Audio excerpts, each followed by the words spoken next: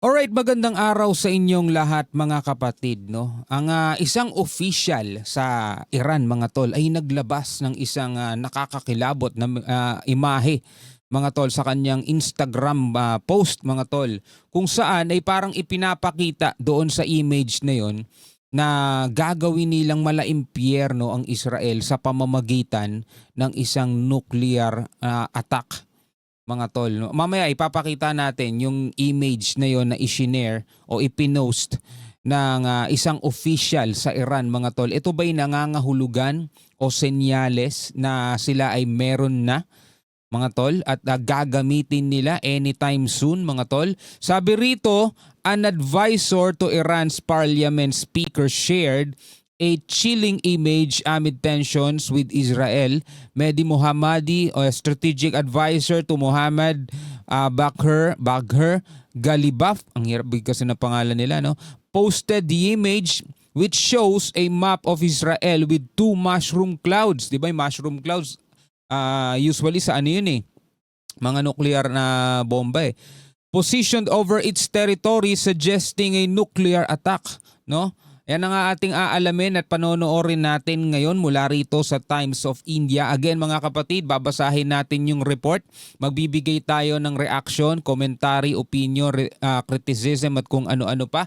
Kung bago ka pa lamang dito, trip mo yung mga ganitong klaseng talakayan, huwag mong kalimutan mag-subscribe. Click mo na rin ang notification bell para ma-notify ka whenever na may mga bago tayong reaction video tulad nito. Huwag na natin patagalin pa, panoorin na natin to mga tol.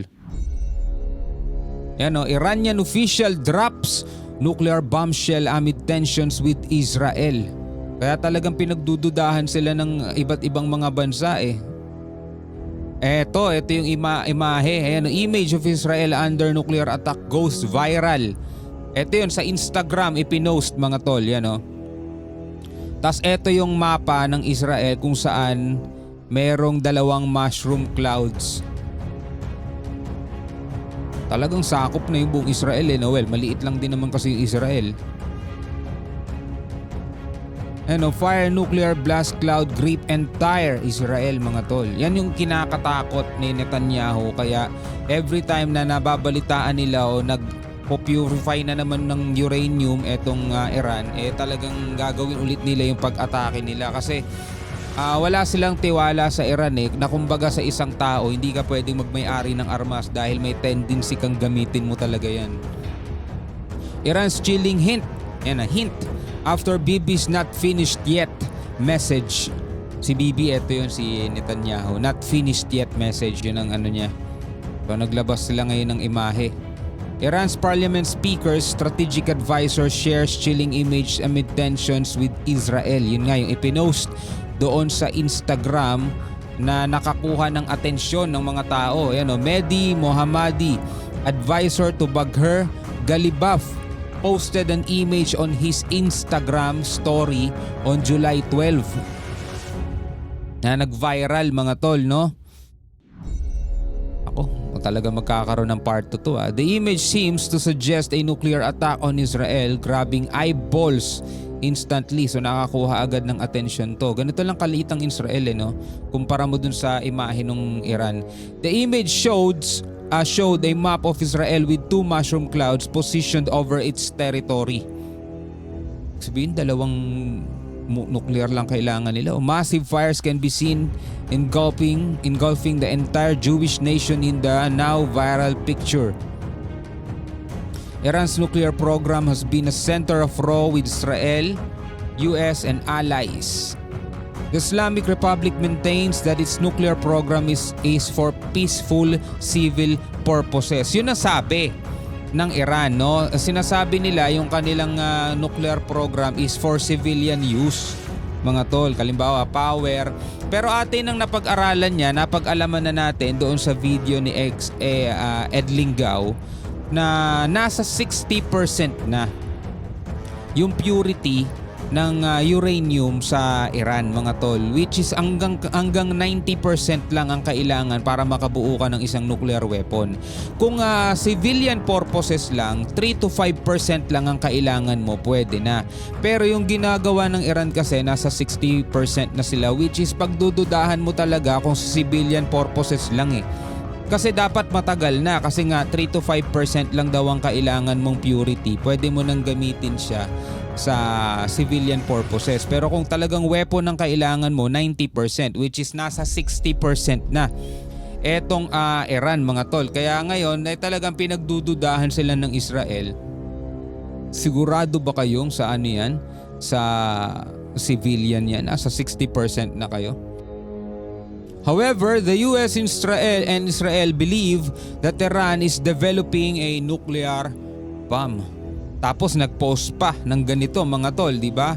Isa nga siyang hint, no? O sa tingin natin ay senyales, no? This even as Iran continues to deny any ambition to acquire nuclear weapons. Parang China rin no? Di ba yung China, ano daw sila mga tol, mangunguna pa sila doon sa kasunduan na walang gagamit ng nuclear weapons dito sa Southeast Asia. So syempre dahil nga isa sila sa pipirma, yung mga bansa hindi gagawa, hindi magmamayari. Tapos pag dumating ang panahon na kinakailangan na, sila lang yung merong ganun. Well, sana hindi dumating yung panahon na kinakailangan na. Kasi pag dumating yung panahon na kinakailangan na, ibig sabihin mga tol, sinisira na ng tao ang daigdig. Israel attacked Iran on June 13 targeting military nuclear sites and scientists. On June 22, US joined Israel and attacked Iran's nuclear sites in Isfahan, Natanz and Fordow. Ito nga yun, after nun, nagkaroon na ceasefire. Trump said US strikes obliterated Iran's nuclear program and announced a ceasefire. Hindi ni Trump pagkatapos umatake biglang ceasefire. Meanwhile, Israeli Prime Minister Benjamin Netanyahu has hinted at more strikes on Iran. Kaso nga pinigil yan ni Trump, di ba? Pinabalik niya yung mga eroplano ng Israel. Walang atake sa Israel. Walang lalabag sa ceasefire.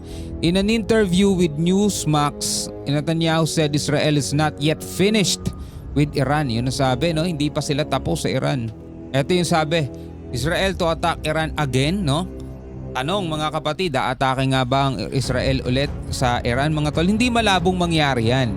Once na-detect ulit ng Israel, mga tol, na nagtutuloy-tuloy na ulit yung operation ng nuclear sites nitong Iran, malamang sa malamang ganun ulit yung gagawin nila. Lalo pa ngayon may ipinost na image yung official ng Iran na ganun ang ipinapakita, may dalawang mushroom cloud doon sa mapa ng Israel. Lalong kakabahan tong Israel at talagang hindi nila papayagan magmay-ari ng nuclear weapon tong Iran. They want to develop the means of mass death, atomic bombs, and the means to deliver them to every theater near you. That's what they're trying to do, and we stopped it. We rolled back this grave to our survival, sabing gano'n ng Israel, para daw sa kapakanan ng lahat. Benjamin Netanyahu, Israeli Prime Minister, excerpts from Newsmax interview. So ito yung sinabi niya dun sa interview. We rolled back this grave to our survival, sabing gano'n. Di ba nga meron na rin isang babala ang Iran, di ba? Kapag may nangyari daw masama doon sa kanilang supreme leader, magkakaroon ng global consequences, sabing ganun. We haven't finished the job, sabing ganun ni Netanyahu. But I can tell you that America started something. We'll finish it. We hit them right on the nose, in the groin. It creates a possibility inside Iran because the people who belong tyrannized now say they have hope, sabing ganun. If there'll be a regime change, it won't come from thousands and thousands of Israeli soldiers and Americans with boots on the ground. No, it will come from the people inside Iran themselves.